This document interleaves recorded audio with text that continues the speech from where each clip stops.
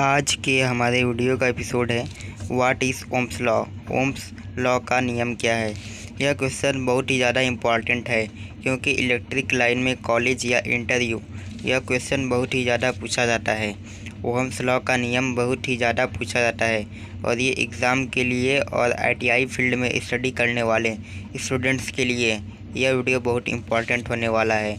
आपको इस वीडियो में बहुत ही आसानी से समझा दूंगा कि ओम्स लॉ आखिर क्या होता है। आप इस वीडियो को देखकर आप एग्ज़ाम या अपने इंटरव्यू या इस टॉपिक पर बहुत ही आसानी से पास हो सकते हैं।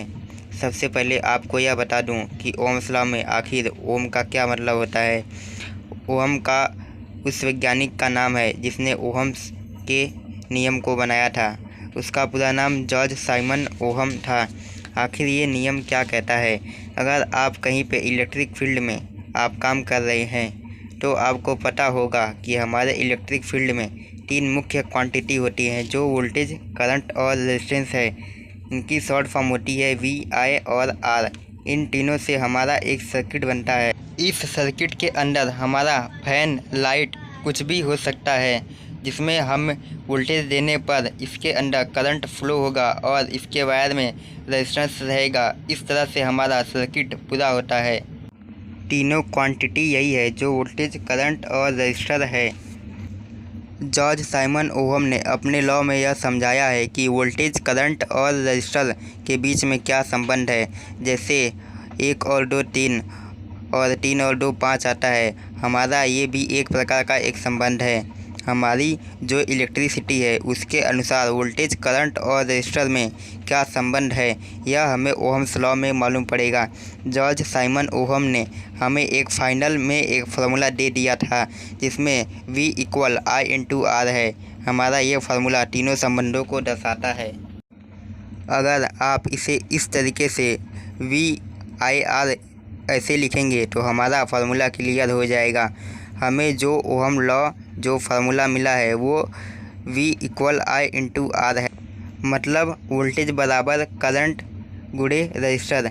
जैसे हमारे पास एक लोड है, इस लोड में हमारे पास एक LED है जो 2 वोल्ट की है। मतलब हमें इस LED को चलाने के लिए 2 वोल्ट की सप्लाई देनी है। तो दोस्तों प्रॉब्लम यह है कि आपके पास जो बैटरी है वो 10 वोल्ट की है। अगर हम 10 वोल्ट की बैटरी से सप्लाई देंगे तो हमारी LED ख़राब हो जाएगी। तो इस समय हमारा ओहम का नियम काम आएगा। तो ओहम के नियम के अनुसार हमारे पास में से वोल्टेज, करंट और रजिस्टर में से कोई भी 2 वैल्यू मालूम है तो हम तीसरे की वैल्यू आसानी से निकाल सकते हैं। तो आपको मालूम होगा कि किसी भी LED में लिखा होता है कि हमें उसे कितना वोल्टेज देना है और इसमें यह भी लिखा होता है कि यह LED कितना करंट लेगी। समझ लो कि हमारी LED पे 20 मिली एम्पियर करंट लिखा है तो ये 20 मिली एम्पियर करंट ही लेगी। तो ओहम के नियम से 3 फार्मूला निकलते हैं।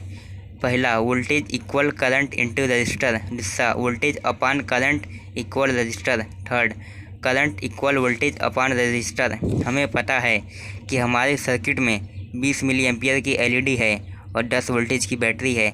मतलब हमें रजिस्टर निकालना होगा। इसका फार्मूला होगा resistance equal voltage upon current. हमें LED चलाने के लिए 2 वोल्टेज चाहिए। मतलब हमें 10 वोल्ट से 2 वोल्ट माइनस करना है। मतलब हमें 8 वोल्ट कम करना है। तो हमें यहाँ लिखना होगा R = 8/0.02। हम यहाँ 20 मिली एम्पियर नहीं लिख सकते हैं क्योंकि हमारे 1 एम्पियर के अंदर 1000 मिली एम्पियर होते हैं। तो 20 मिली एम्पियर बराबर 20/1000 को सॉल्व करने पर 0.02 आंसर आएगा। तो हमें डिवाइड करने के बाद आंसर आएगा R = 8/0.02 = 400 ओहम।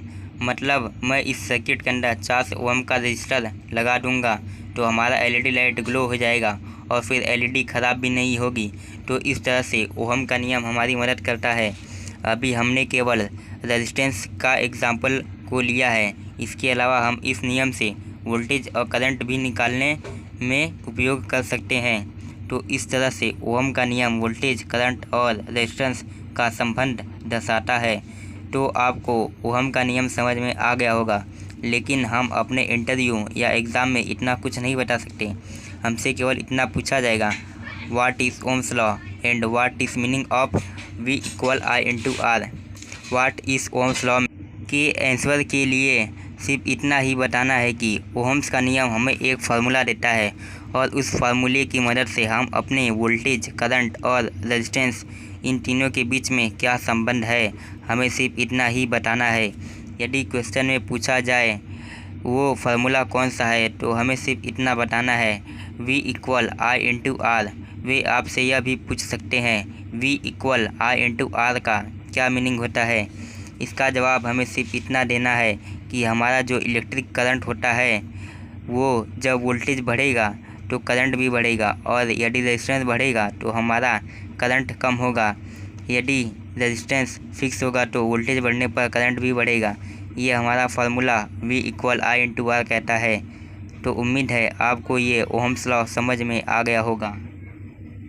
इलेक्ट्रिक से रिलेटेड ऐसी ही वीडियो पाने के लिए हमारे चैनल इलेक्ट्रिक पार्टनर को सब्सक्राइब करें।